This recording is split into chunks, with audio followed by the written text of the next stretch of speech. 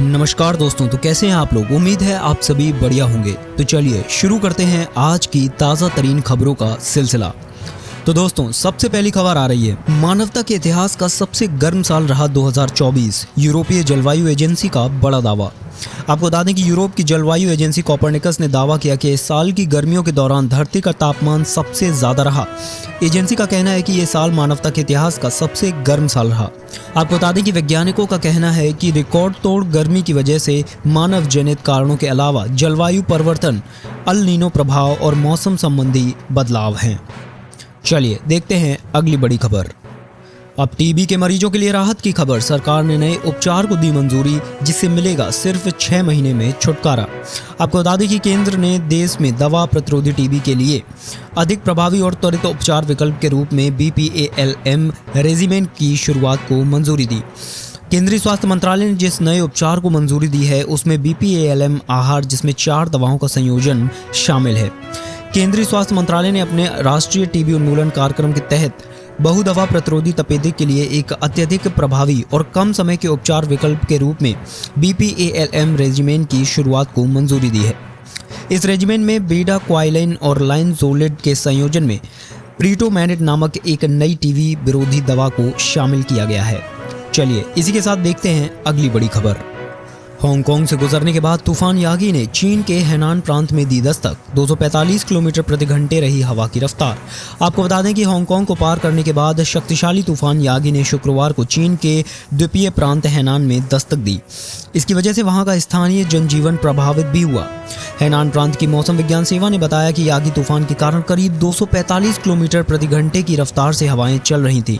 मौसम विभाग ने तूफान स्थानीय समय के अनुसार 4:20 पर प्रांत के वेनचांग शहर पहुंचा और इसके बाद बेइबू खाड़ी की ओर बढ़ने से पहले द्वीप के अन्य हिस्सों को प्रभावित करने की आशंका है। चलिए इसी के साथ देखते हैं अगली बड़ी खबर।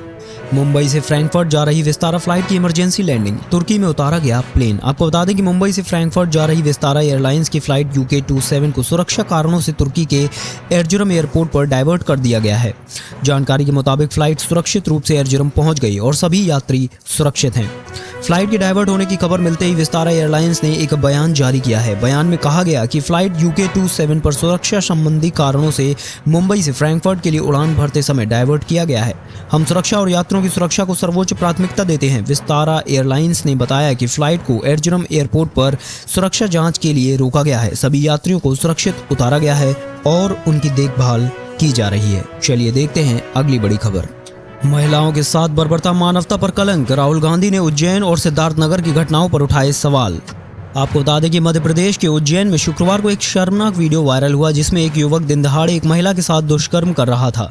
यह घटना उज्जैन के कोयला फाटक इलाके की है। आरोपी खुलेआम सबके सामने ऐसी वारदात को अंजाम दे रहा था और लोग महिला को बचाने की बजाय मूक दर्शक बने वीडियो बनाते रहे।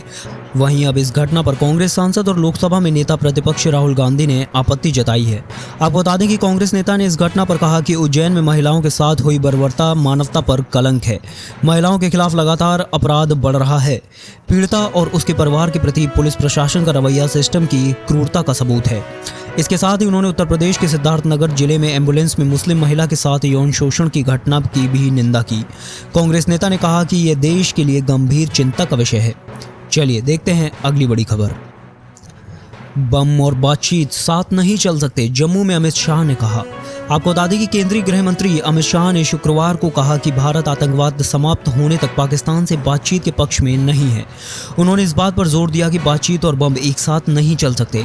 शाह ने जम्मू कश्मीर विधानसभा चुनाव के लिए भाजपा का घोषणा पत्र जारी करते हुए ये टिप्पणी की। उन्होंने आतंकवादी गतिविधियां जारी रहने के बीच पाकिस्तान के साथ बातचीत की किसी भी संभावना को खारिज कर दिया।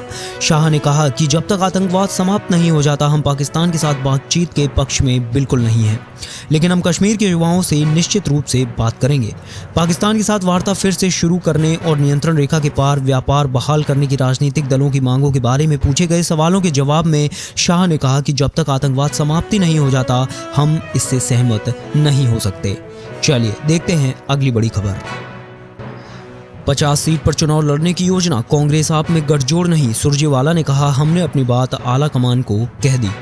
आपको बता दें कि हरियाणा विधानसभा चुनाव को लेकर कांग्रेस और आम आदमी पार्टी में रार तेज हो गई है। हरियाणा में गठबंधन को लेकर कांग्रेस फॉर्मूला आप को मंजूर नहीं है। सूत्रों ने कहा कि दोनों के बीच गठबंधन टूट सकता है। कांग्रेस के वरिष्ठ नेता रणदीप सुरजेवाला ने कहा कि हमने अपनी बात पार्टी आलाकमान को कह दी है, हम आपके बिना भी सक्षम हैं। हरियाणा विधानसभा चुनाव के लिए सीट बंटवारे पर कांग्रेस और आम आदमी पार्टी के बीच सहमति बनती नहीं दिख रही है और अरविंद केजरीवाल की पार्टी आप राज्य में 50 सीटों पर चुनाव लड़ने की योजना बना रही है। सूत्रों ने शुक्रवार को यह दावा किया। चलिए इसी के साथ देखते हैं अगली बड़ी खबर। नागरिक उड्डयन मंत्री ने 9 और हवाई अड्डों पर डिजी यात्रा सुविधा की लॉन्च। आपको बता दें कि देश में 9 और एयरपोर्ट्स के लिए डिजी यात्रा सुविधा का विस्तार किया गया है।